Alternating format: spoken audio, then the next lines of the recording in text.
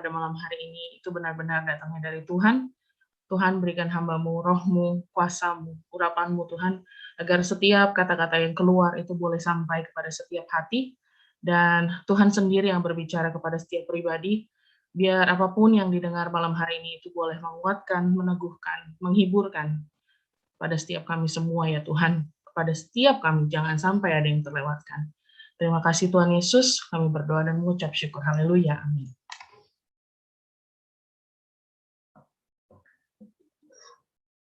Oke, hari ini kita akan membahas patah hati, heartbreaks ya.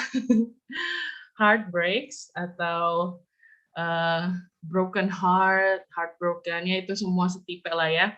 Tadi Ko Dedi bilang, ya Ica ahlinya yang membahas beginian. Mungkin aku ahlinya sakit hati gitu.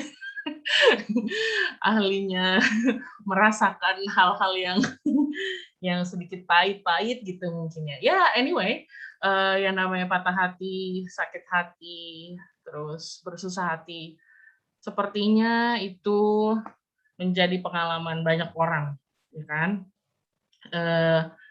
Kalau kita ngomongin tentang heartbreaks, itu rasanya nggak bakal habis-habis karena sebagian besar dari kita atau bahkan mungkin setiap dari kita di sini, I'm very sure setidaknya pernah sekali dalam seumur hidupnya merasakan patah hati. Tapi correct me if I'm wrong, kalau misalkan ternyata you never ever experience that, please come to me and please share with me, how can you protect your heart sampai segitunya bisa menjaga dari segala kepatah-hatian. Oh, that's awesome. Jadi I need to learn from you. So it was awesome to have a heart, dan sayangnya ketika kita punya hati artinya hati kita juga siap untuk terombang-ambing. Iya, yeah, bahasanya. Jadi kalau memang kalau anak zaman sekarang tuh bilangnya patah hati itu bagaikan terluka parah tapi tak berdarah. Jadi kelihatannya di luar tuh oke-oke aja, tapi sebenarnya sedang mengalami hati yang bergemuruh luar biasa di dalamnya. Itu yang membuat patah hati rasanya kadang tidak terdeteksi. Kadang kita nggak bisa melihat, kita tidak bisa menyadari bahwa orang di sebelah kita mungkin hatinya lagi luluh lantah. Kita mungkin nggak sadar bahwa orang yang kita ajak ngomong at the moment itu lagi going through such a very hard time, menata hatinya kembali yang sedang huru-hara gitu ya. Nah, waktu Ko Dedi bilang tuh berapa waktu lalu untuk sharing di Kul Gabungan, Ko Dedi bilang, Cak, coba sharing ya, lagi di Kul Gabungan, kita bahas soal mental health gitu, soal gimana caranya menghadapi kegagalan, gimana relasi dengan orang tua gitu-gitu ya. Nah, jadi bulan lalu itu pun aku langsung kepikir, apa ya yang bisa mengakomodasi semua subtema-tema ini untuk bisa menjadi satu gitu dalam satu tema gitu ya. Nah, lalu terciptalah ini gitu, dealing with a heartbreak. Karena ya gagal pasti bikin patah hati.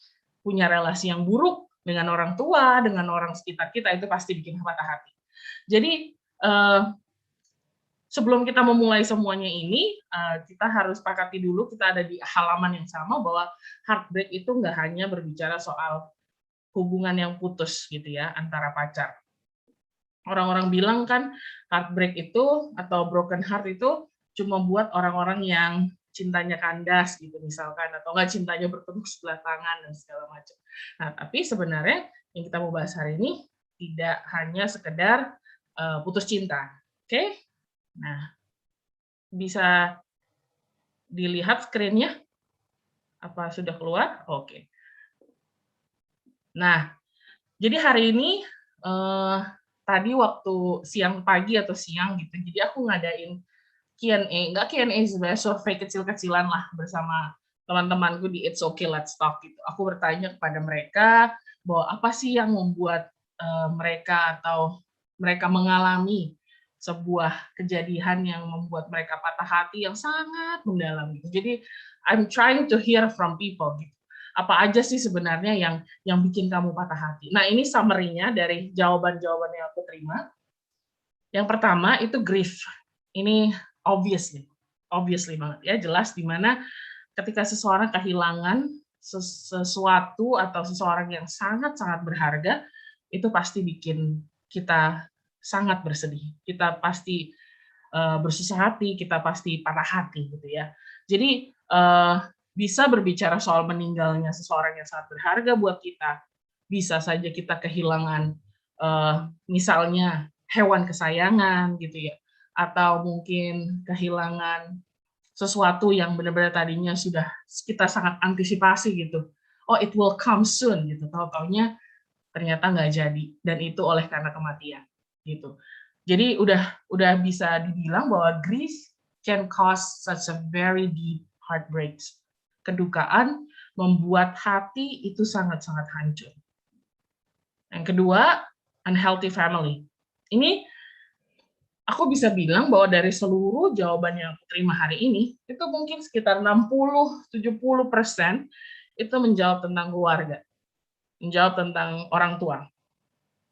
Jadi mereka itu bersedih, mereka tuh sangat bersusah hati ketika melihat orang tuanya selalu bertengkar, selalu menggunakan kata-kata kasar, selalu berteriak ketika berkelahi. Orang tua yang tidak bisa menerima dan memahami gejolak emosi yang lagi dialami. Orang tua yang meremehkan permasalahan hidup. Alah, kayak gitu doang aja. Ya dulu mama waktu masih muda nggak kayak kamu lah, lemah banget sih gitu. Dulu waktu mama seumur kamu, mama tuh udah begini gitu kan. Jadi kamu harusnya kuat, kamu nggak boleh punya mental kayak gini. Gitu. Jadi tadi ada yang cerita gitu. Terus orang tua yang nggak bisa menghargai, orang tua yang sering membanding-bandingkan anak dengan orang lain. Dan ini sangat sedih gitu, karena bisa dibilang keluarga dan orang tua itu kan adalah orang yang terdekat, kan? Itu adalah lapisan sosial yang paling dekat dengan kita. Tapi sayangnya banyak dari kita di sini justru mengalami sakit hati yang sangat mendalam oleh karena mereka. Gitu. Yang ketiga itu breakups, yang tadi aku bilang putus hubungan. Nah, putus hubungan juga tidak hanya tentang pacar, ada juga pertemanan yang putus, itu bikin orang sangat-sangat bersedih. Tadi ada beberapa jawaban yang bilang, aku kehilangan teman, aku kehilangan persahabatan dengan seseorang, and it breaks their heart. And it's real, it's valid. Meskipun mereka bukan pacar, tapi kehilangan teman pun ternyata bisa membuat seseorang sangat bersedih. Gitu. Apalagi pacaran, apalagi perceraian. Ya, putusnya hubungan pernikahan itu juga can cause such a deep heartbreaks. Nah, selanjutnya failure, kegagalan atau kenyataan yang tidak sesuai harapan dan tidak sesuai harapan dan rencana. Tadi ada juga salah satu yang cerita bahwa dia gagal nikah gitu. Aduh, aku nggak bisa bayangin sih itu rasanya. Maksudnya pasti she put so much hope, she put so much expectation terhadap rencana pernikahan ya, tapi ternyata batal gitu ya. Jadi banyak banget kita kan kadang menemui momen-momen di mana kita sudah merencanakan sesuatu sedemikian rupa, kita sudah put so much effort into something, kita kayaknya udah ngelakuin yang terbaik, kita rasanya udah pol-polan gitu, tapi ujung-ujungnya nggak bisa. Ujung-ujungnya pintu tertutup, ujung-ujungnya gagal. Dan itu bikin patah hati. Terus selanjutnya ada rejection, ada abandonment, ada stres gitu ya. Kalau ditolak kayak tadi lucu juga, ada yang aku ngerasa bisa relate banget gitu, waktu mereka ada salah satu yang bilang katanya ketika aku nggak diajak.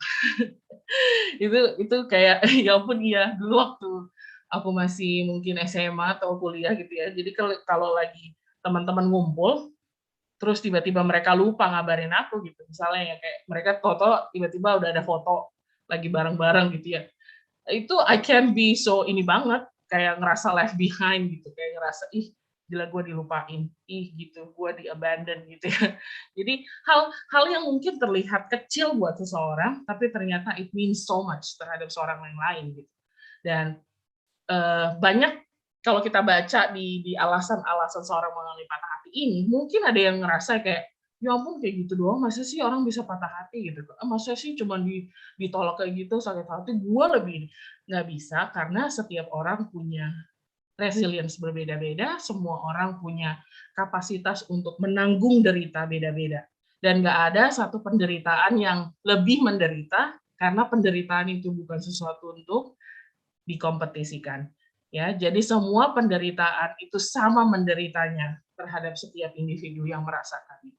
Oke, nah sekarang bahas sedikit scientifically explanation sedikit aja, bahwa it surprised me juga bahwa ketika I'm trying to find out things about broken heart, I found this in one of the article bilang kalau bahwa penelitian sudah menunjukkan bahwa otak kita menginterpretasi emotional pain itu sama besarnya ketika fisik kita sakit.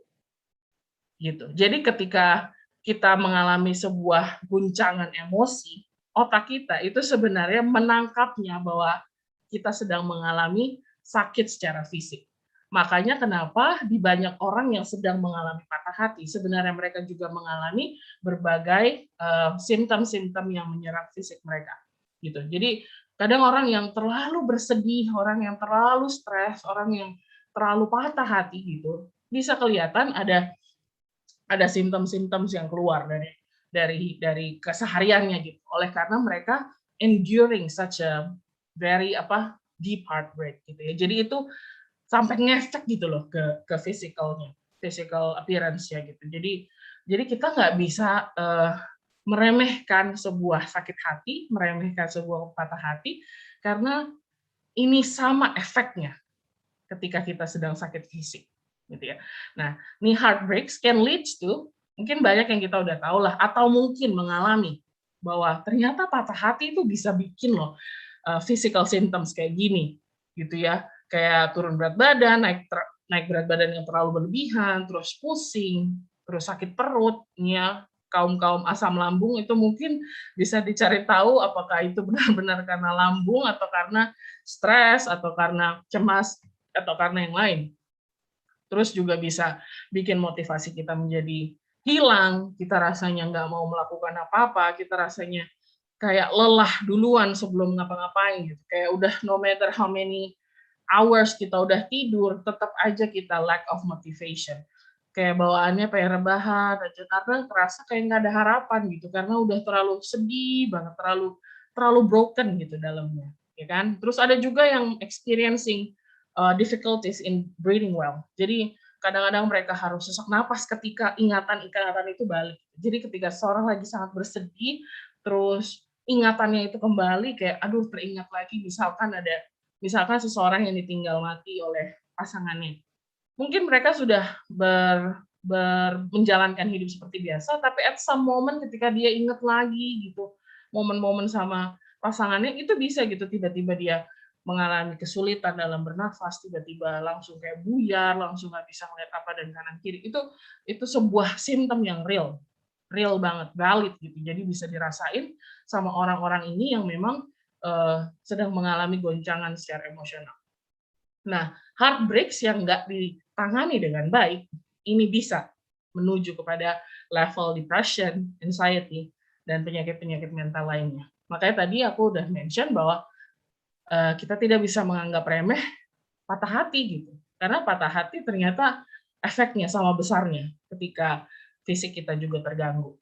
Gitu ya. Kalau ada omongan apa tuh lagu lebih baik sakit hati daripada sakit gigi atau sakit gigi sakit hati sih. Ya, pokoknya intinya ya, mau sakit gigi sakit hati itu dua-duanya nggak ada yang enak. Karena dua-duanya menyerang fisik. Jadi jangan suruh milih mau sakit gigi atau sakit hati, dua-duanya sama-sama sakit ya. Jadi nggak usah. Anyway, ini singkat aja scientific explanation tentang heartbreaks. Nah, balik ke topik, maksudnya ke title, bahwa hari ini kita akan membahas terus gimana dong? Gimana caranya kita deal with heartbreaks? Kalau kita ngomongin tentang how to, kalau kita mau ngomongin tentang tips atau metode atau apapun, itu nggak bisa one fits all, nggak bisa satu untuk semua, gitu ya. Karena semua orang balik lagi punya background yang beda, punya resilience yang berbeda. Tapi what I'm going to share with you adalah beberapa hal yang secara praktikal sudah dibuktikan bisa membantu seseorang untuk melewati masa-masa sulit ketika mereka sedang mengalami patah hati ya. Nah, hari ini aku akan membagikan 5 cara atau 5 metode atau 5 hal yang bisa kita coba praktekkan ketika kita harus mengalami momen-momen patah hati atau momen-momen bersusah hati. Oke? Dealing with heartbreaks. Yang pertama, confess what hurts you. Siapa di sini yang kalau ditanya, meskipun lagi nggak baik-baik aja, tapi ditanya how are you, kayak automatic answer-nya, oh I'm fine, thank you. Entah karena pengen cepet-cepet berakhir, entah karena nggak mau terbuka, atau karena nggak ada waktu dan tempat, tapi anyway, kita terbiasa untuk mengatakan bahwa I'm fine, okay, I'm good, I'm okay, sebagai template dasar gitu ya. Jadi kayak seolah-olah yang penting cepat gitu. Yang penting orang-orang nggak tahu what's real that happened gitu.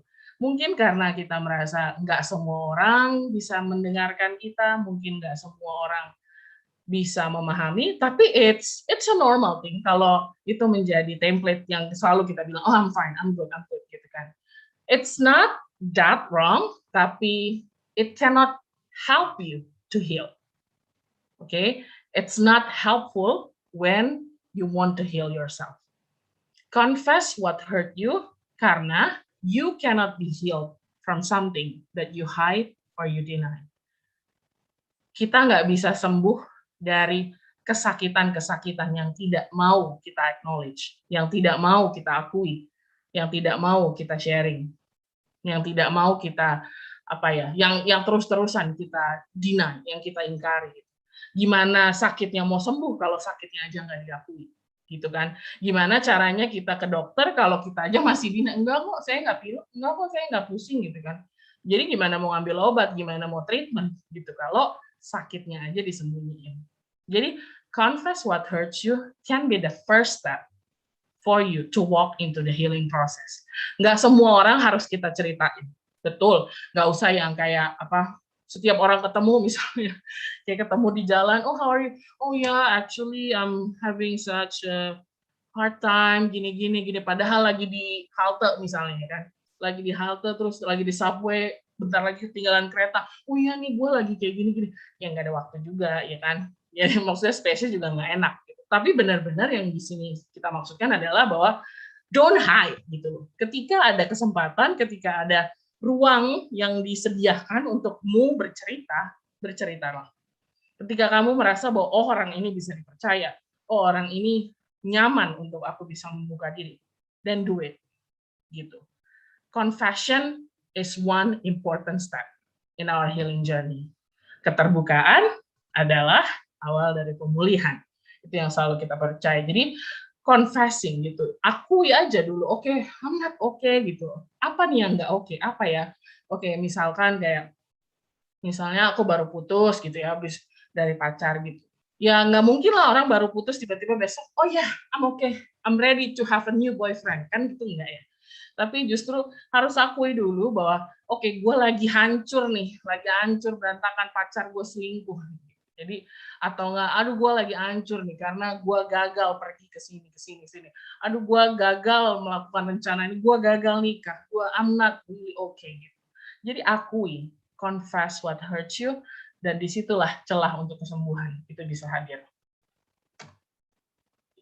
Yang kedua, remove the unnecessary thoughts. Oke. Kadang yang bikin seseorang menderita itu bukan benar-benar tentang kejadian yang terjadi, bukan benar-benar tentang situasi yang dialami, tapi justru karena pikiran-pikiran yang menginterpretasi segala sesuatunya yang membuat kita sendiri makin down. Gitu ya. Jadi bukan karena eventnya, tapi karena pikiran-pikiran kita tentang kejadian itu. Sebagai contoh, misalnya ada seseorang yang putus hubungan, pasti sedih banget pasti. Tapi kadang sebenarnya yang bikin sedih itu bukan kehilangan pacar. Tapi sebenarnya yang bikin sedih adalah ketika kita mulai memiliki asumsi-asumsi liar tentang diri kita. Asumsi-asumsi liar tentang kejadian yang kita alami. Apa jangan-jangan dia punya selingkuhan ya? Apa jangan-jangan ini karena gue begini? Apa karena salah gue ya? Apa karena gue jelek ya? Apa karena gue kurang melakukan ini ya? Apa karena asumsi. Semua asumsi, asumsinya dikeluarin. Jadi putusnya nggak seberapa, tapi asumsi kita oleh karena kejadian itu yang membuat kita semakin menderita. Karena kita terus pikirin gitu, apa sih alasannya, apa sih gini yang bikin ini gitu. Jadi kadang-kadang more than the breakup itself, we suffer more because of our thoughts. Lebih daripada kejadiannya, yang bikin kita menderita adalah cara kita berpikir, cara kita meresponi kejadian itu. Kita lebih menderita karena terus didatangi pikiran-pikiran yang terus kemana-mana, menginterpretasi sebuah kejadian sebagai ini, kayak orang ini behavior-nya begini, oh jangan-jangan gue nih, jangan-jangan karena gue salah, oh jangan-jangan karena gue yang nggak benar, oh jangan-jangan karena gue yang nggak mampu, apa segala macam gitu. Jadi bukan hanya karena orangnya dan kejadiannya, tapi memang gara-gara pikiran kita yang kemana-mana. Oke, nah kenapa saya tulis di sini unnecessary thoughts? Karena artinya bisa positif juga bisa negatif. Kalau negatif ya udah kita udah tahu lah ya bentuknya kayak apa dan harusnya kita bisa lebih aware untuk memanage itu. Manage at least negative thoughts kita tuh bisa tahu patternnya. Negative thoughts itu pasti yang selalu menyalahkan diri, pasti mensabotase diri, terus self blaming dan segala macam. Negative thoughts itu ada patternnya dan biasanya kita bisa langsung tahu. Nah, tapi kadang-kadang orang terjebak pada positivity. Banyak orang yang nggak sadar bahwa pikiran-pikiran positif yang terlalu dipaksakan sehingga menjadi sebuah respon yang tidak sehat ketika kita sedang susah hati. Contoh lagi ya, misalnya our heart breaks saat tahu misalnya kita diselingkuhin. Oh, teman kita selingkuh sama pacar kita sendiri. Nah, tapi kita tuh kayak pengen banget positif. Oh, I wanna be a positive person, so I have to be positive this time gitu. Terus udah tahu diselingkuhin, terus kita berusaha positif kayak, oh ya udahlah, emang mungkin mereka saling mencintai gitu. Ya udah aku aja yang mundur gitu kan. Karena pasti aku dapat yang lebih baik. Yes, betul. Kamu pasti akan dapat yang lebih baik. Tapi kalau yang namanya diselingkuhin kan it's not okay gitu. Don't try to be so positif ketika sebenarnya kejadian yang tidak positif. That's my point ya. Jadi remove the unnecessary thoughts, lebih kepada milikilah pikiran-pikiran yang netral, tidak terlalu positif tapi tidak terlalu negatif, gitu ya. Jadi kalau kejadiannya negatif, ya udah be negatif gitu. Oh, dia selingkuh. Oh, this is not okay. I'm not okay with this. Oh, salah satu anggota keluarga aku meninggal. Oh, this is so negative. I mean negative in a way giving us negative emotion. Bukan berarti kematian negatif ya, tapi kematian pasti memberikan kita emosi negatif, such as kesedihan, kedukaan dan segala macam. Tapi karena kita berusaha positif, oh ya udah dia sudah ke tempat yang lebih baik, ya udahlah ini memang sudah begini-begini. Ya oke, that's true, tapi that's not healthy. Karena that is unhealthy positivity. Jadi netral adalah ya ketika ini kejadian nggak enak, ya udah bilang nggak enak. Ketika ini kejadiannya enak, jangan dinegatif-negatifin gitu loh. Ketika memang putus karena putus, harus karena putus, ya udah, oh memang karena putus, ya sudah karena nggak cocok. Jangan dicari negatif-negatifnya. Nah kalau kejadiannya lagi negatif, kejadiannya lagi nggak enak, lagi menyakitkan, ya udah bilang aja ini nggak enak, ini nggak healthy, ini nggak menyenangkan gitu ya. Jadi unnecessary thoughts diganti dengan pikiran yang netral. Tidak negatif, tapi tidak juga menjadi positif yang terlalu dipaksakan. Nggak usah buru-buru menjadi baik-baik aja kalau memang belum baik-baik aja. Jadi izinkan diri ini tuh berduka. Pokoknya sering aku baca gitu, ada buku yang judulnya I want to be grieving, I want to grieve gitu. Jadi di mana seseorang yang baru aja kehilangan memang mengizinkan dirinya untuk memproses segala kedukaannya gitu. Jadi izinkan diri kita berduka kalau memang ada kejadian yang enak. Kalau memang kita harus berduka, berdukalah. Kalau memang harus bersedih, bersedih aja. proses semuanya secukupnya. Nah, ini termasuk di yang ketiga, yaitu owning the process gitu loh. Jadi don't rush to escape the pain just because it's uncomfortable. Kadang kita nggak nyaman dengan rasa sakit, nggak nyaman dengan rasa sedih. Jangan terlalu lembek, jangan terlalu lemah. Gitu. Kayaknya rasanya pengen cepet-cepet move on gitu. Ya kan? Padahal sebenarnya owning the process is also one of important things during your healing. Embrace segala step, segala momen yang lagi kita encounter, yang kita lagi jalanin, itu di embrace gitu. Don't rush to escape the pain. Aku harus segera melanjutkan hidup nih. Oke, lanjutkan hidup, tapi bukan berarti kamu harus memaksakan diri untuk berlari daripada pain. Melanjutkan hidup itu possible. Continue the journey is possible while carrying the pain. Okay? Continue the journey doesn't mean you eliminate the pain. Menjalani atau melanjutkan hidup bukan berarti kamu mengeliminasi luka-luka yang masih basah. Jadi jangan buru-buru berlari cepat-cepat meninggalkan pain, padahal painnya masih kayak, I need time nih, I need to benar-benar lagi butuh waktu, butuh tempat, butuh support, bahwa I'm not really okay gitu kan. Tapi karena pengen cepet-cepet udahan, karena udah capek, nggak ada energi, nggak ada waktu untuk bersedih lama-lama, jadi udahlah cepet-cepet aja lah, nggak ada waktu nih buat bersedih gitu ya. Nah, tapi be gentle to yourself, take everything one day at a time.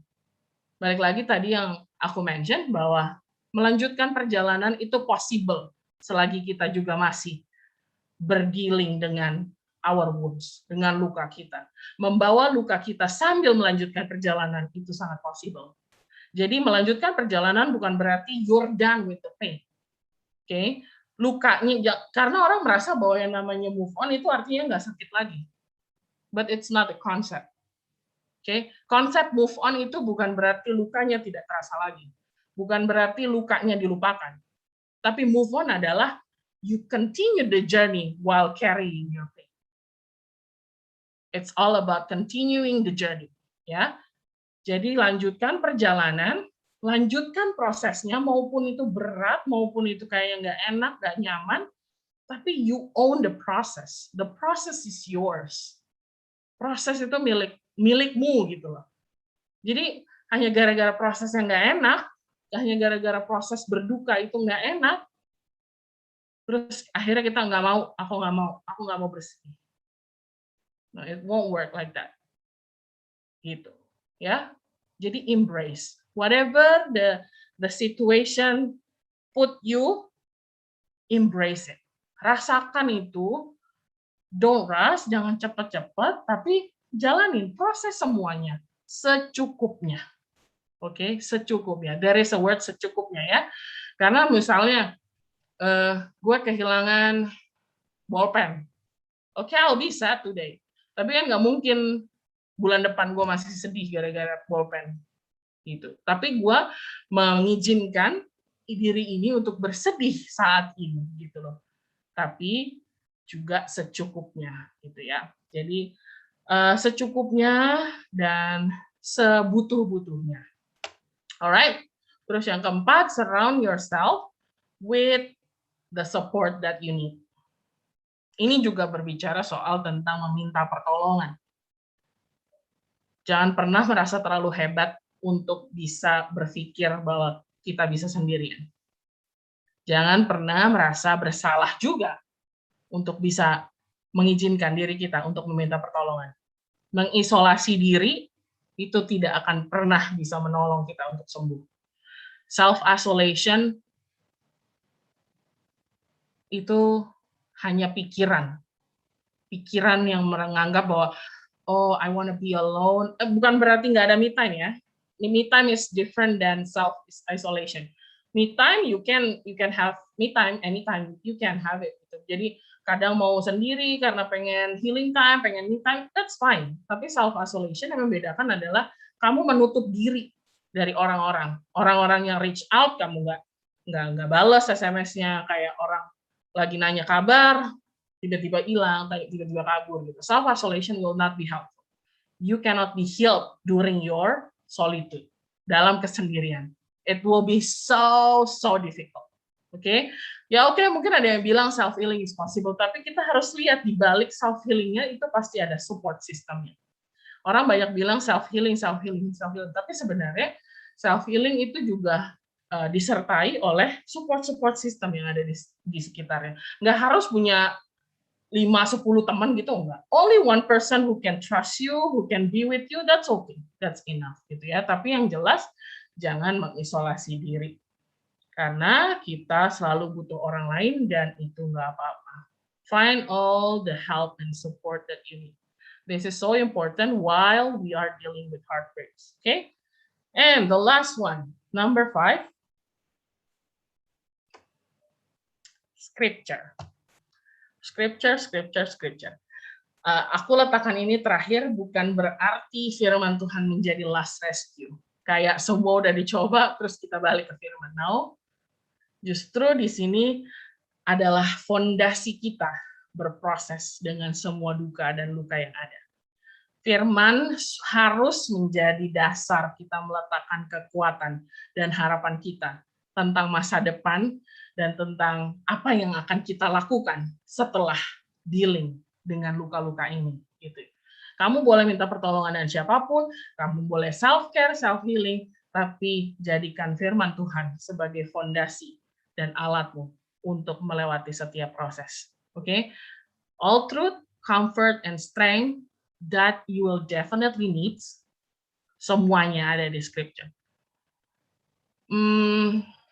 If I may share a little bit tentang scripture. Not only scripture, tapi mungkin secara keseluruhan kali ya tentang hal ini. Go stop sharing dulu.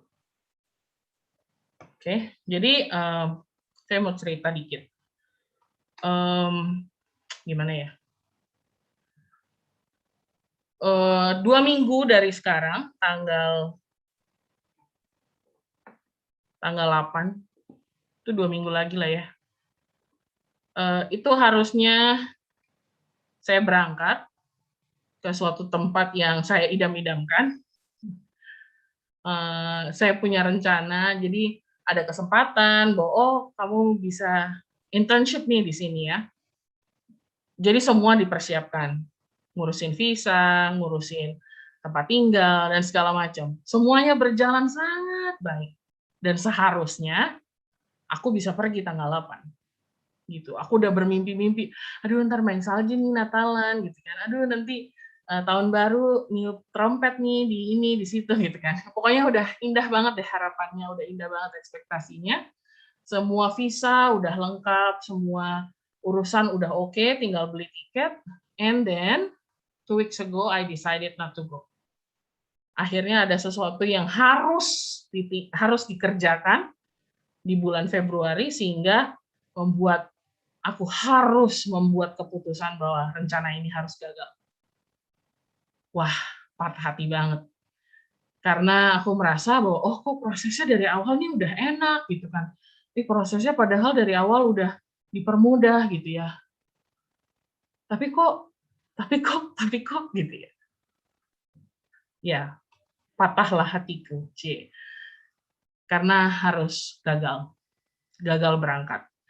Jadi di cancel, udah nih, itu sekitar 2-3 minggu lalu, finally I have to decide. Oh bahkan ya permasalahan cuti dari sekolah, itu awalnya sempat mengalami kendala gitu, bahwa oh sekolah nggak mengizinkan kamu cuti selama 6 bulan gitu kan. Gitu. Tapi akhirnya setelah beberapa kali pertemuan, akhirnya dibilang, oh ya udah, the school will support your dreams gitu kan. Wah, tuh kayak ngerasanya aku, oh ini jawaban dari Tuhan gitu kan. Wah, Tuhan membuka pintu lagi gitu. Jadi udah dapat cuti dari sekolah 6 bulan, terus udah dapat visa, udah dapat apalah segala macam gitu ya. Udah dapat housing di sana gitu. Tapi terus akhirnya nggak jadi. Wah, my heart breaks so bad. Gitu. I put so much expectation.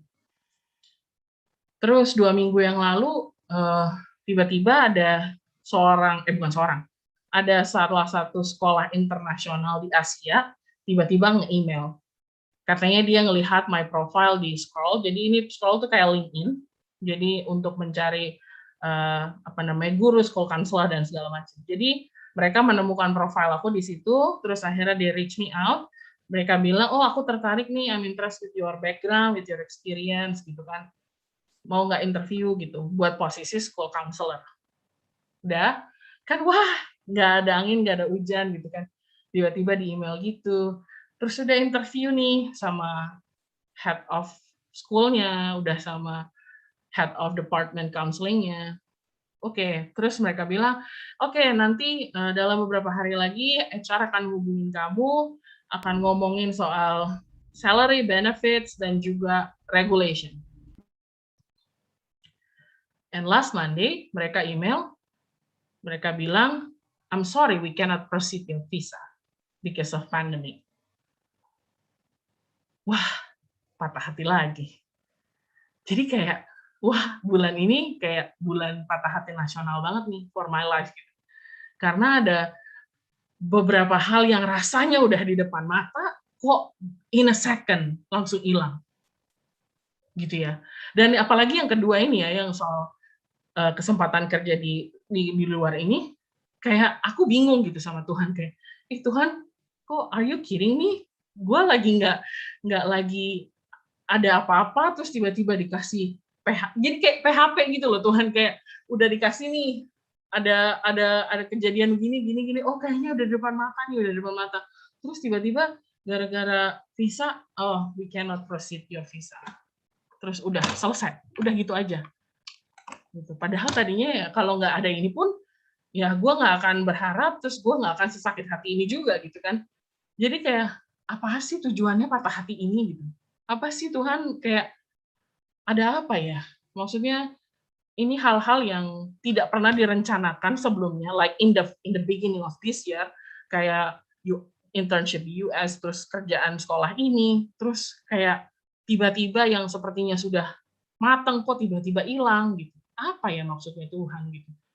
So honestly it was really a hard week for me gitu. Jadi untuk processing gitu, untuk ya semua orang yang diceritain sih akan bilang, oh ya ini yang terbaik lah, pasti ada tempat yang lebih baik for you, kan pasti akan dapetin rencana Tuhan, pasti akan lebih baik dari ini. Gitu. I know that more than anyone else.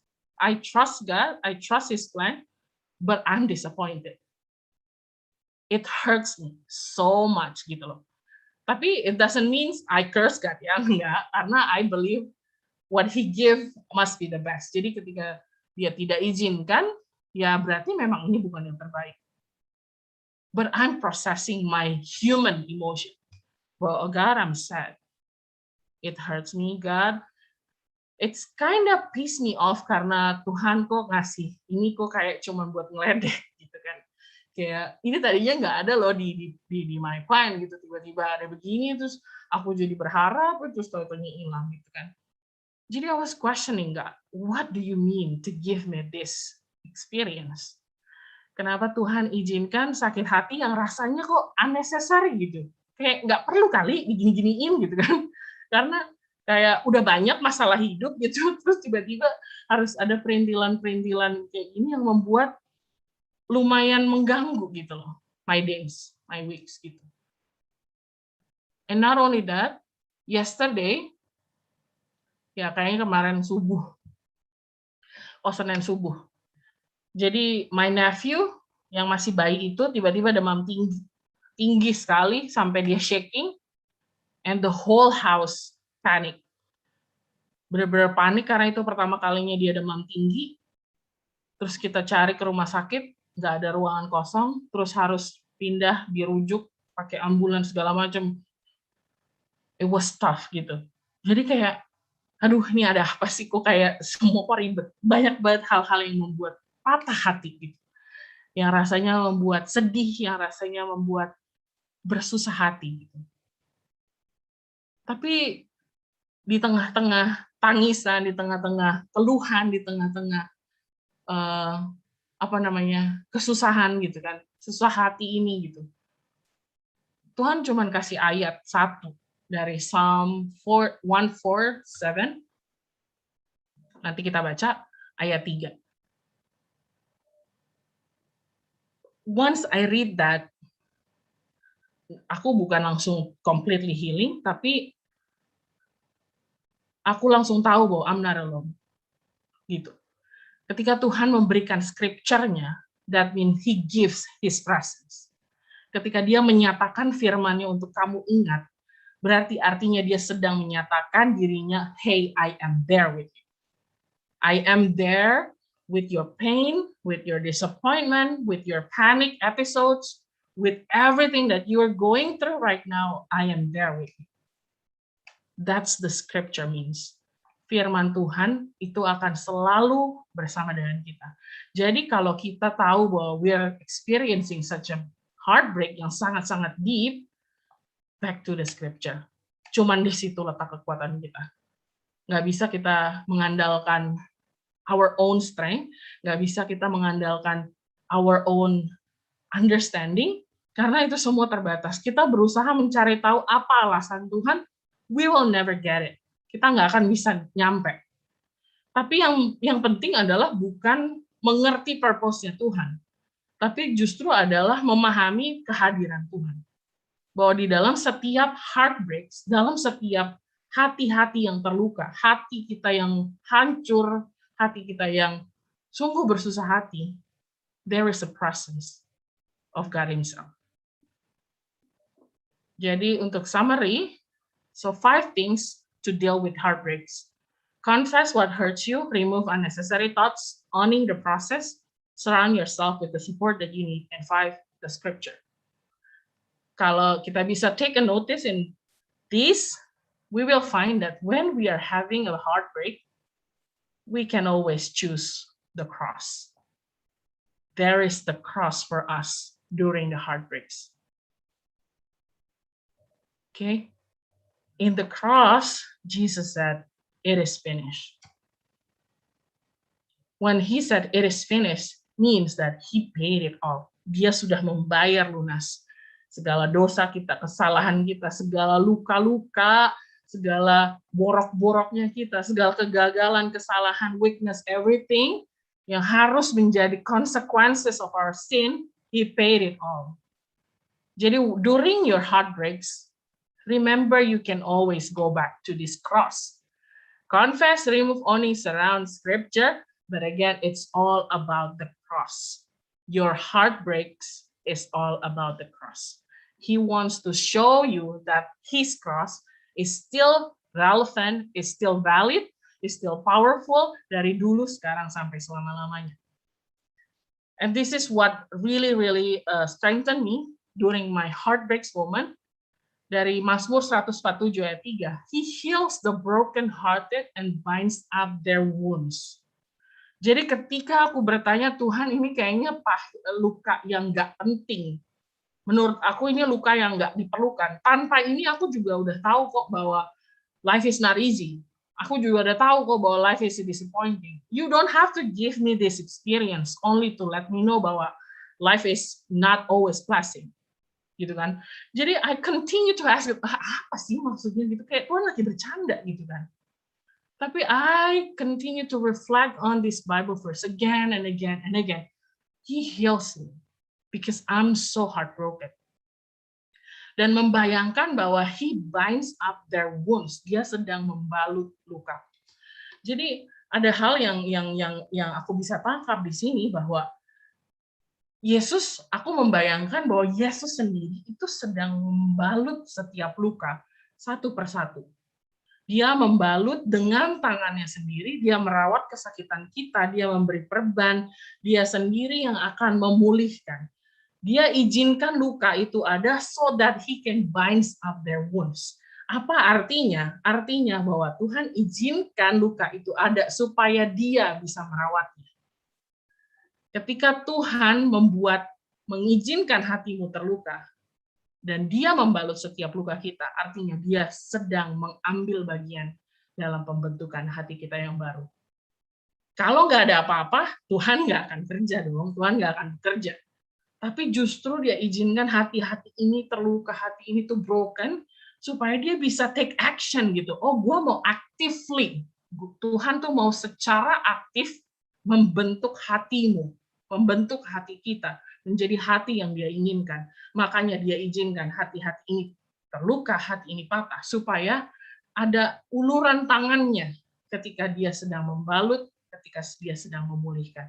Jadi what is the purpose of their wounds? What is the purpose of our wounds? Adalah supaya kita bisa merasakan sentuhan tangan Tuhan. Oke? Puji nama Tuhan. Amin. Wah, thank you Kak Ica. Guys, boleh saya thank you sama Kak Ica. Thank you, Kak Ica. Thank you, Kak Ica. Thank you, Kak Ica.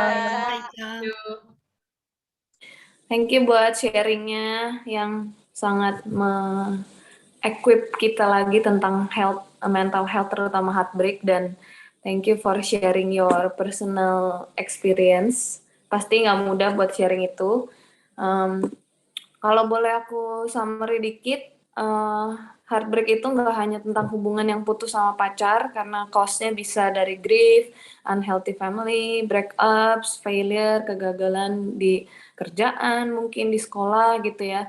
Terus semua penderitaan itu sama menderitanya buat yang menjalani. Jadi jangan compare our pain to others gitu, karena buat kita yang menjalani ya itu sama-sama sakit gitu ya. Terus tadi yang bagus banget juga cara yang bisa dipraktekkan ketika patah hati itu cross ya, bagus banget. Confess what hurts you, remove unnecessary thoughts, itu menurut aku bagus banget ya poin yang kedua. Karena kadang manusia itu punya asumsi sendiri-sendiri, punya pemikiran sendiri yang mengada-ngadakan pemikiran yang aduh dia gini, aduh dia gitu, itu yang bikin kita makin terjerumus kayaknya ya. Jadi itu bahaya. Terus owning the process, jangan kabur dari apa prosesnya. Terus surround yourself with the support you need, dan paling penting adalah scripture, firman Tuhan. Ketika pemikiran kita mulai datang tuh yang aneh-aneh, firman Tuhan pasti bisa menggantikannya dengan kebenaran dan membebaskan kita dari asumsi-asumsi yang bikin kita kemana-mana ya. Oke. Terus bukan kebetulan sih aku 2 minggu lalu kayaknya nonton itu loh, aku suka nonton Kok Bisa itu loh yang di YouTube kan.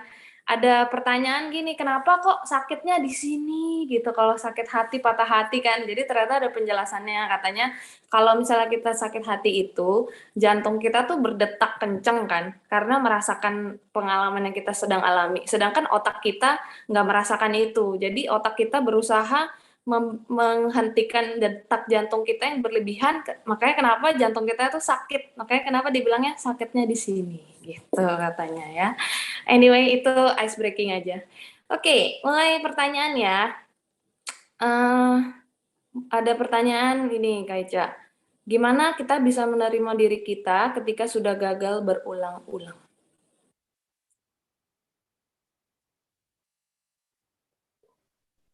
Gimana kita menerima diri kita ketika kita gagal berulang-ulang?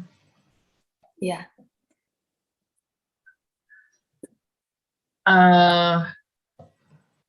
Penerimaan diri, balik lagi tuh sebuah proses juga, sebuah latihan juga. Menerima diri itu pelatihan seumur hidup.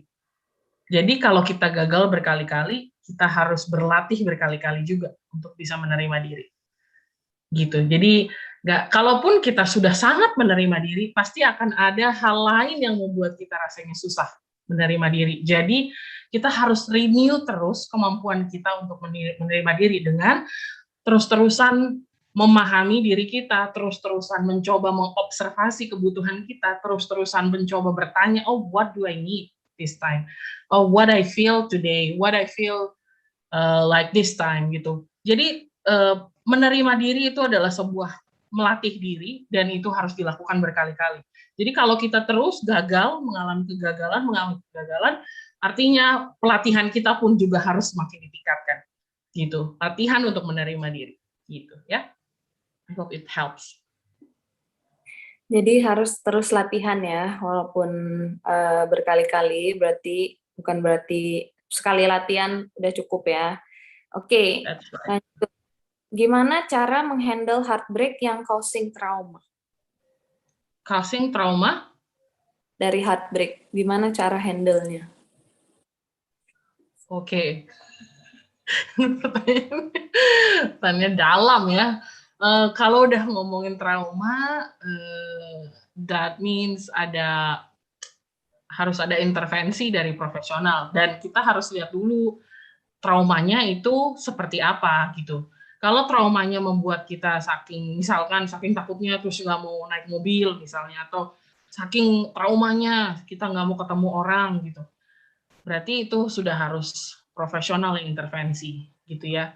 Jadi kita harus cari tahu dulu seberapa severe the trauma yang kita punya, sampai separah apa trauma itu mempengaruhi keseharian kita. Jadi kita harus cari tahu itu dulu gitu ya.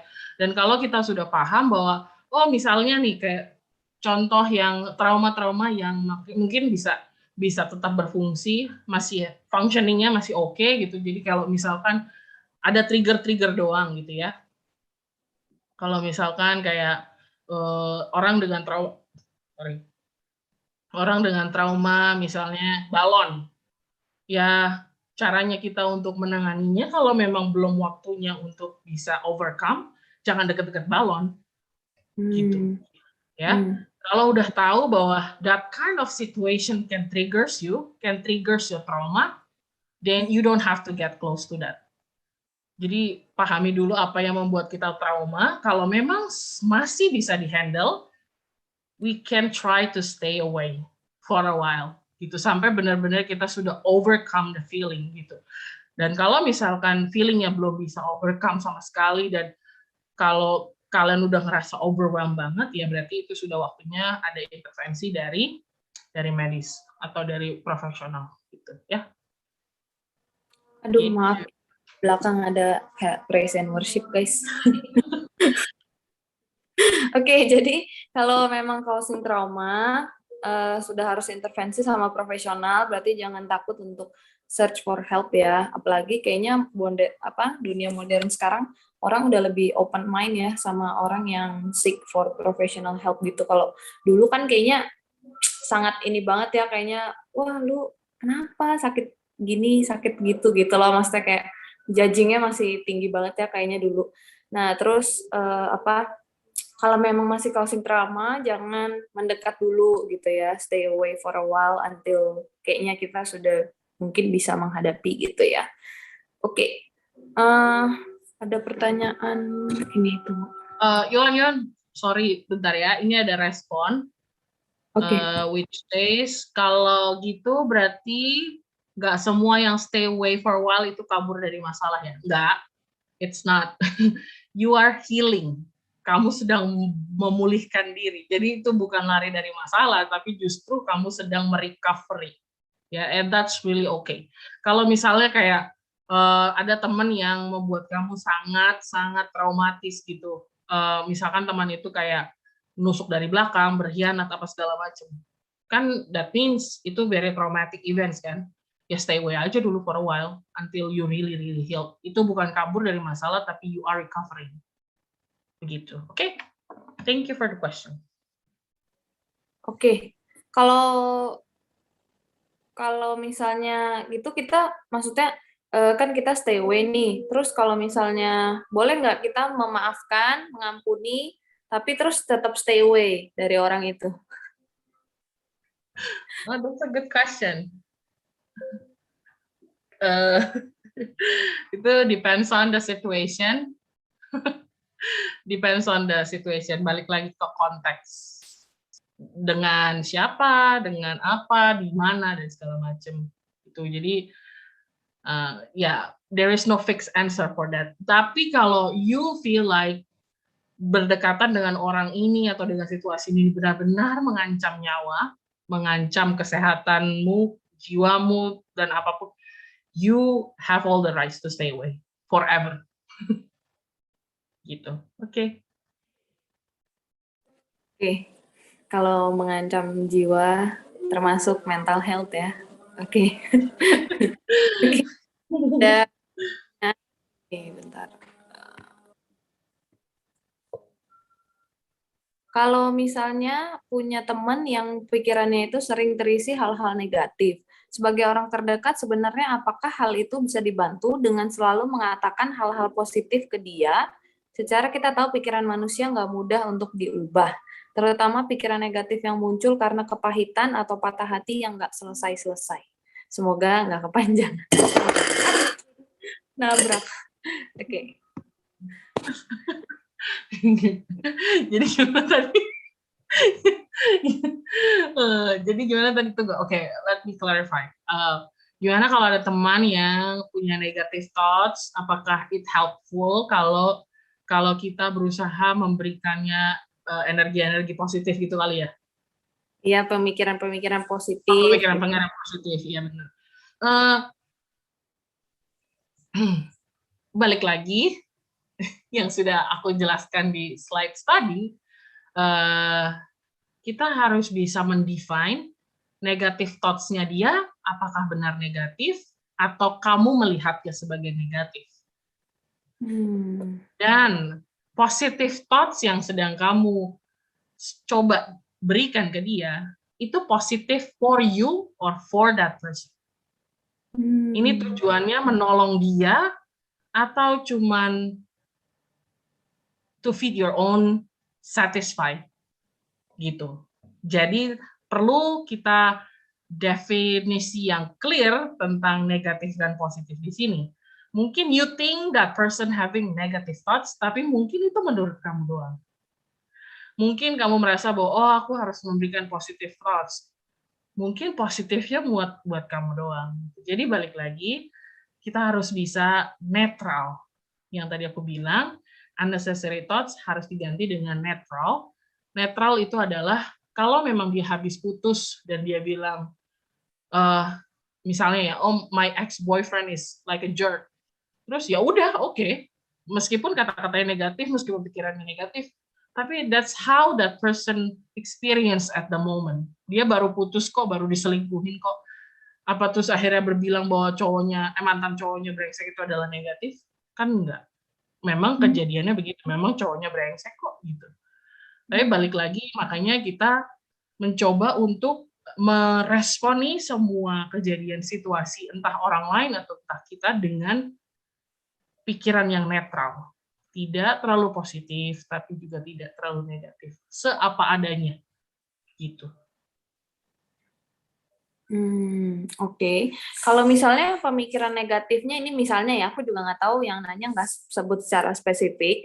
Kalau misalnya pemikiran negatifnya yang misalnya gini, yang kayak tadi Kak Ica bilang gitu, apa karena gue kurang cantik ya, apa karena gue kurang melakukan sesuatu, misalnya dia terus-terusan berpikir yang seperti itu gitu.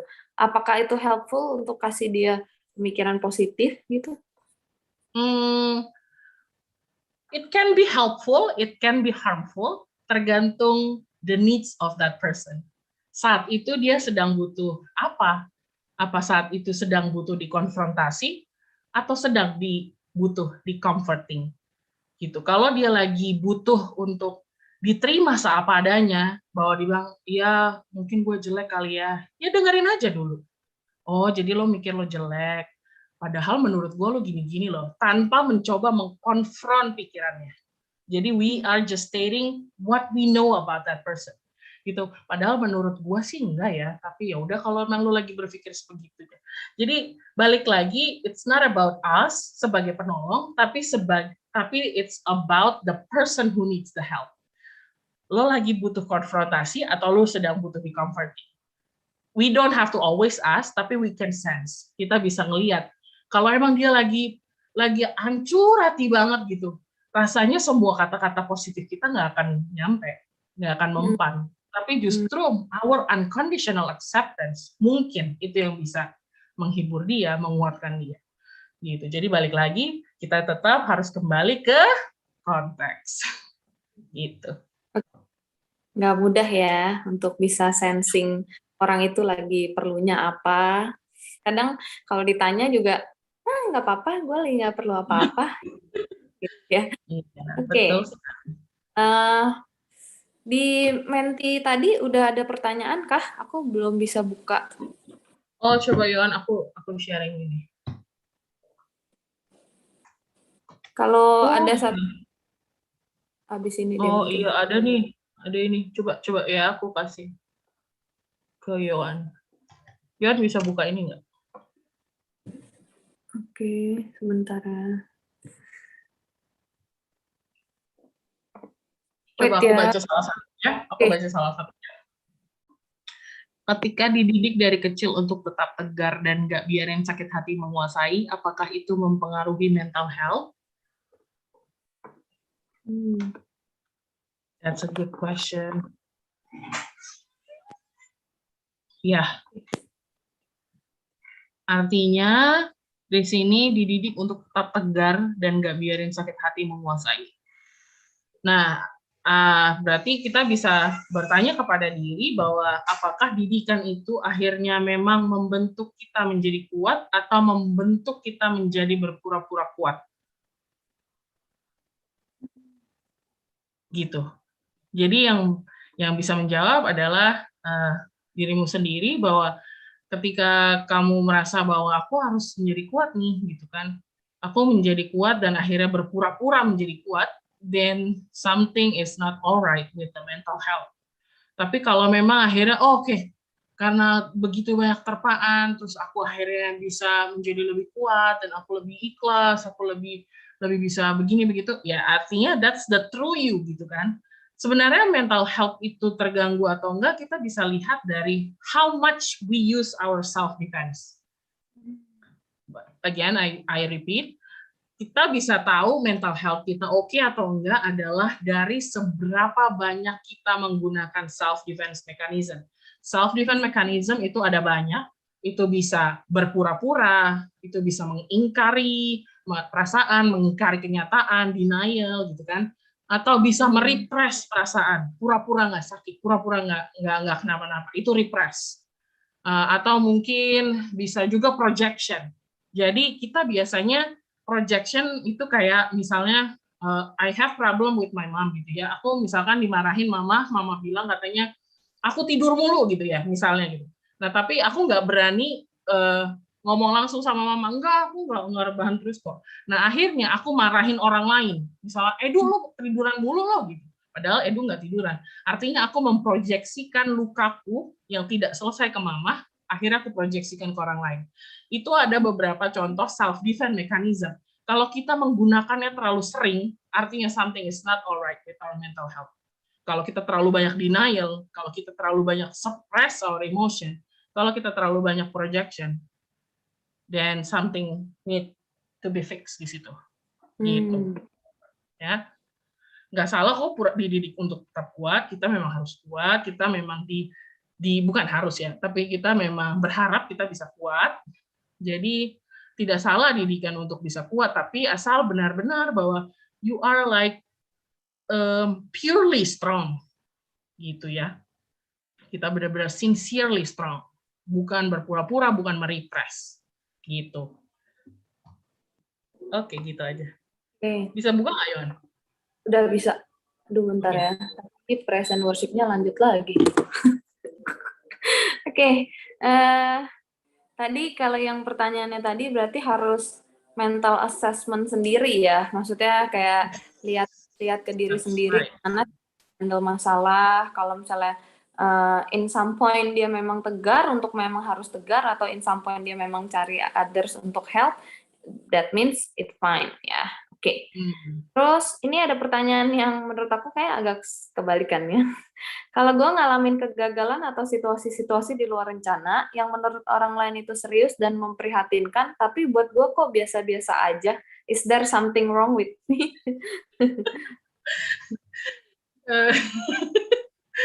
Yeah, if you think it's not a problem for you, it's not a problem then. Ya nggak sih, maksudnya kalau emang lo ngerasa, kalau ada yang ngerasa bahwa I think it's okay. Balik lagi ya, apakah lu genuinely okay? Apakah kamu benar-benar okay atau pretending to be okay? Itu lagi the key-nya, pretending or genuine. Berarti kan kalau memang lu kalian ada yang merasa bahwa okay, I fail, I cannot make it, tapi ya udah nggak apa-apa. Then it's not wrong at all. That means your resilience is very powerful gitu. That means you have a very good resilience gitu. Jadi jangan takut untuk menjadi kuat juga, untuk menjadi oke. Oke. Mungkin takut nggak sensitif kali gitu ya. Kan kalau misalnya orang-orang kan kayak harusnya dipikirin, harusnya stres, sedih gitu, tapi nggak kenapa-napa. Ya udah, ya. Oke. Ya bisa jadi orang-orang itu sih yang sebenarnya punya masalah dengan ya lagi projection, they just project their own issue ke orang yang sebenarnya baik-baik aja gitu. Oke. Oke, lanjut. Setelah mengalami heartbreak, kepercayaan diri jadi turun banyak banget. Gimana cara handle supaya bisa balikin lagi kepercayaan diri kita? Thank you. Oke. Mungkin Yohan punya jawaban? Gimana cara handle supaya bisa balikin lagi kepercayaan diri kita ya? Kalau aku baca firman Tuhan kali ya. Maksudnya ingat gitu kita diciptakan wonderfully made gitu. Jadi ya heartbreak is just a moment in life gitu. Nggak tahu sih. Coba silakan. Oh, mungkin Kevin? Kamcak dia. Iya. Benar. I think I agree. Balik lagi ke remind ourselves about our identity. Kita punya identitas wonderfully made. Kita punya identitas God created us like heavenly beings. Ada tuh di Alkitab. I always remember that because that really comforts me. Bahwa kita diciptakan hampir serupa seperti surga. Heavenly beings loh. Bilang nggak tuh? Awesome banget. Gimana ya? Anyway, nggak ketemu. Padahal aku sampai nulis di post-it, aku tempel di sini terus tiap hari aku baca bahwa I'm made wonderfully made and God created me just like heavenly beings. Jadi meningkatkan percaya diri itu berlatih lagi dan lagi bahwa ini semua tentang berlatih. Banyak faktor di luar sana yang membuat kita terus-terusan mempertanyakan nilai diri kita. Tapi kita punya kebenaran yang tidak akan pernah berubah dan tidak perlu kita pertanyakan, dan itu kita temukan di scripture. Dan itu kita temukan di firman Tuhan. Jadi untuk bisa berpegang teguh kepada sebuah kebenaran yang tidak diragukan, bahwa tentang siapa kita, tentang harga kita harus remind ourselves. Kadang kita lupa, karena dunia terlalu memberikan banyak value, terlalu memberikan terlalu banyak kekecewaan. Jadi itu membuat kita pudar, membuat kita distracted gitu. Jadi ketika kita lupa, kita harus mengingatkan diri kita lagi. Siapa kita di mata Tuhan, siapa kita. Ya tuh, Psalm 139 verse 14. Coba kita buka Psalm 130. Ini dia, aku ketemu. Ini post-it-nya yang aku tempel setiap hari, ada di depan laptop aku. God made me a little less than the heavenly beings. Gila, itu awesome banget gak sih? Sebuah identitas yang luar biasa banget gitu. Bahwa Tuhan menciptakan gue tuh setara seperti surga gitu loh. Wow, that's awesome gitu. Keep reminding yourself ya, untuk bisa meningkatkan percaya diri, latih terus pikiran kita, hati kita gitu, bahwa kita harus kasih makan supaya kuat, kasih makan pikiran kita, kasih makan jiwa kita gitu, ya kan? Gitu. Dan sisanya berlatih dengan social life ya. Maksudnya kalau memang kita butuh percaya diri depan orang, ya kita juga harus melatih diri. Jadi tidak hanya melatih apa yang kita masukkan ke dalam kita, tapi juga kita latih mengeluarkan yang ada dari kita. Jadi go find people untuk bisa berlatih confidence gitu. Jadi remind diri kita lagi of our value and our identity ya, terutama di dalam Tuhan gitu. Kalau tadi tuh dari Thalia, Psalm 139 verse 14, I praise you because I am fearfully and wonderfully made. Your words are wonderful, I know that full well. Jadi memang pelarian pertama sih mungkin firman Tuhan ya.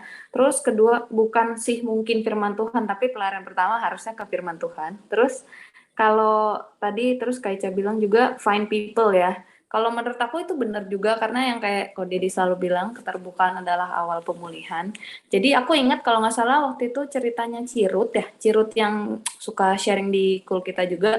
Jadi ketika dia open up tentang problemnya dia, ternyata banyak orang yang mengalami masalah yang sama dan reaching out to her dan malah jadi ada komunitas membahas tentang itu dan malah saling menguatkan gitu ya. Jadi mungkin itu bisa jadi salah satu cara itu ya.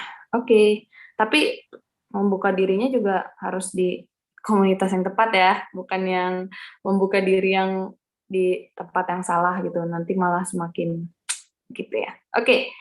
Kapan kita tahu it is the time to ask for help or even a professional help? Kapan kita butuh pertolongan?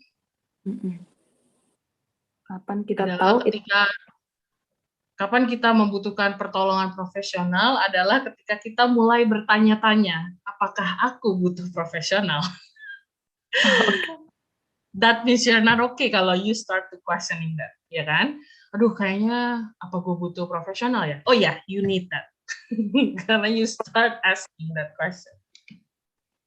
Oke, berarti yang bertanya ini boleh silahkan mencari professional help as soon as possible.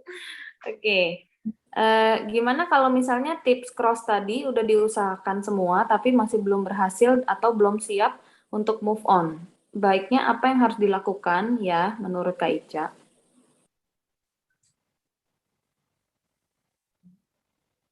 Bagaimana kalau kelima tips itu belum bisa membuat kita move on? Gitu ya.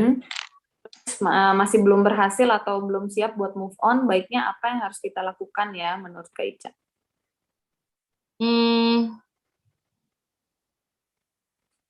Continue being on the cross.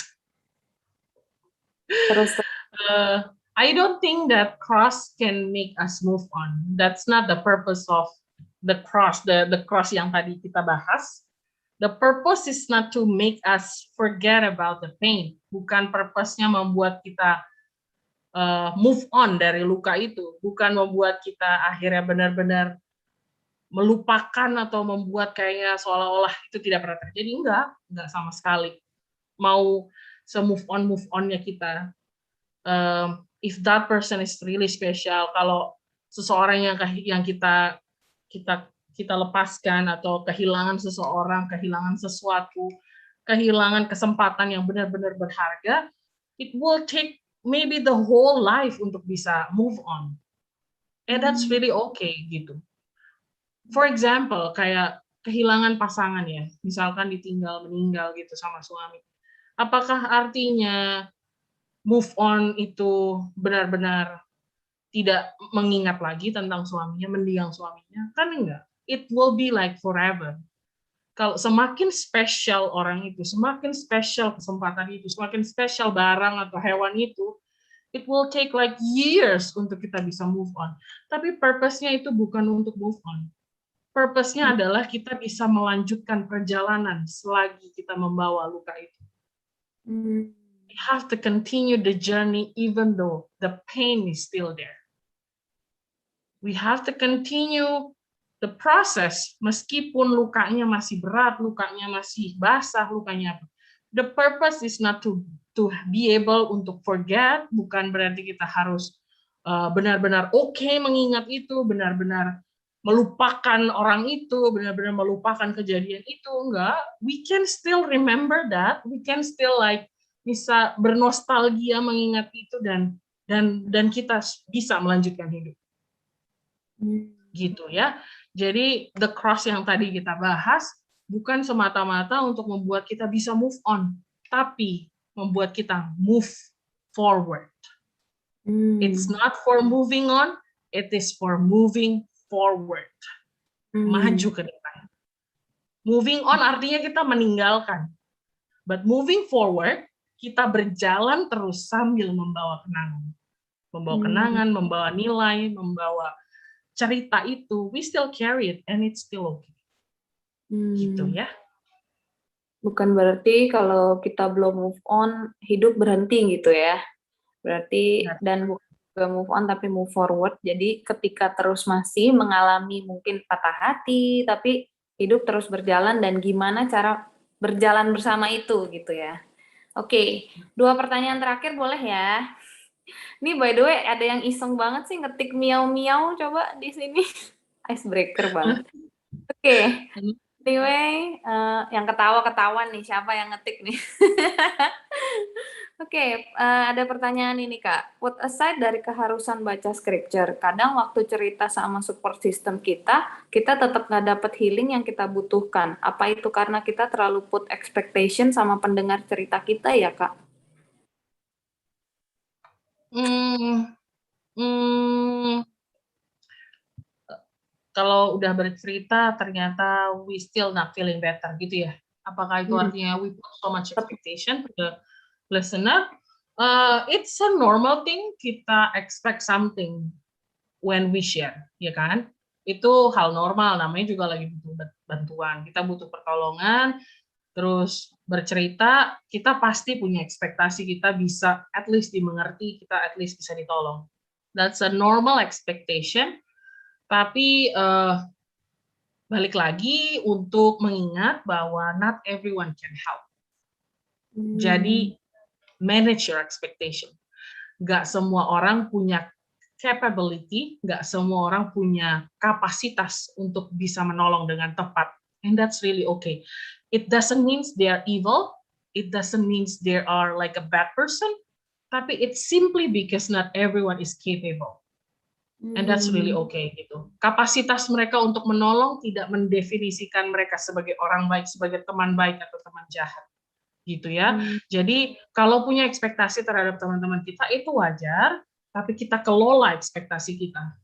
Jangan taruh semua ekspektasi kita ke teman-teman gitu ya.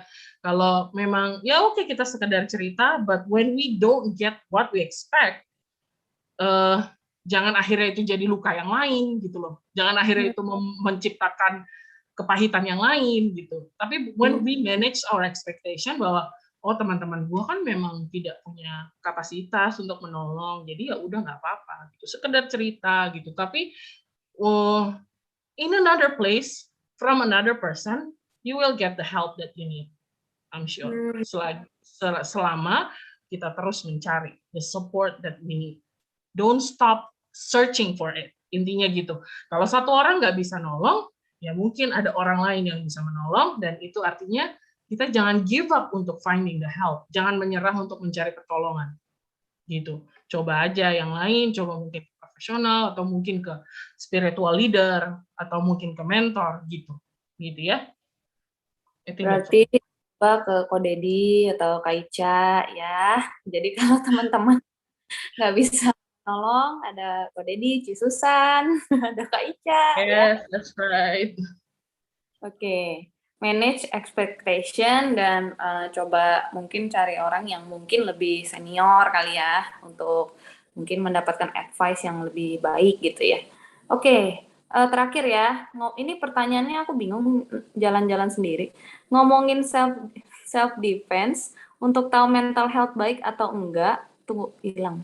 Ngomongin self defense untuk tahu mental health baik atau enggak, kalau udah tahu something is wrong, tapi something is wrong, tapi kita nggak tahu apa kita perlu ke profesional? Aku agak bingung. Kalau ngomongin self defense untuk tahu mental health baik atau enggak, terus kalau kita udah tahu something is wrong, tapi kita nggak tahu apa kita perlu ke profesional, Kak?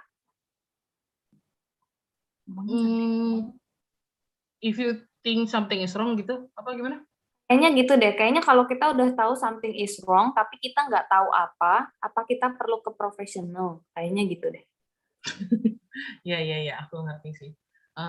Intinya ya berarti intinya kayak. Lagi nggak Kak Ica? Sorry. Itu pertanyaannya aku perlu dijelasin lagi. Oh boleh. Oh iya, jadi kan tadi Kak Ica ngomongin soal self defense kan. Jadi kalau misalnya nih ada orang yang dia kan tadi kan Kak Ica kasih kriteria kira-kira self defense yang maksudnya apa mental health yang healthy itu gimana, dan itu berkaitan sama self defense seseorang gitu ya kan. Nah terus kalau misalnya kayak yang tadi Kak Ica ngomongin self defense itu dan kira-kira kayak ada temen yang kayak gitu dan kayak udah mulai overwhelming gitu. Kayak kita lihat dia kayaknya udah mulai overwhelming kayak terus kita nanyain kenapa juga misalnya dia nggak cerita kayak gitu dan lain sebagainya gitu ya kan. Jadi cuma oh ya that's okay apa-apa yang kayak tadi kriteria self defense yang Kak Ica ngomongin lah gitu kan. Apakah dia temen ini harus ke profesional atau gimana gitu loh Kak Ica. Jadi kayak mungkin in short, like Feli ngerasa bahwa teman ini sudah membutuhkan pertolongan medis, pertolongan profesional gitu ya? Ya. Iya, soalnya ya. Oke. Ya, sebagai teman kita, memang kita bisa memberi dukungan dengan menawarkan opsi untuk ke profesional. Tapi untuk permasalahan kesembuhan itu semua tetap keputusan masing-masing. Jadi kalau itu bukan datang dari dirinya sendiri, I don't think we can force someone untuk pergi ke profesional. Tapi kita bisa memberi opsi. For example, lo mau gak gue temenin ke sini? Atau kalau misalkan lo butuh, mau gak coba di sini gitu. Tapi semua keputusan harus kembali lagi ke individual masing-masing. Ya, but we can still be a good friend untuk tetap support, tetap encourage untuk bisa mereka melewati masa-masa sulitnya. Begitu. Ya, thank you for the question, Feli. Oke, udah cukup jelas ya, Feli. Oke, pertanyaannya sampai situ aja, mengingat waktu. Terima kasih banyak buat Kak Ica, udah sharing dan udah menjawab pertanyaan-pertanyaan yang bikin terkaget-kaget dan pertanyaan yang mendalam-mendalam. Jadi itu ya, thank you banget Kak Ica.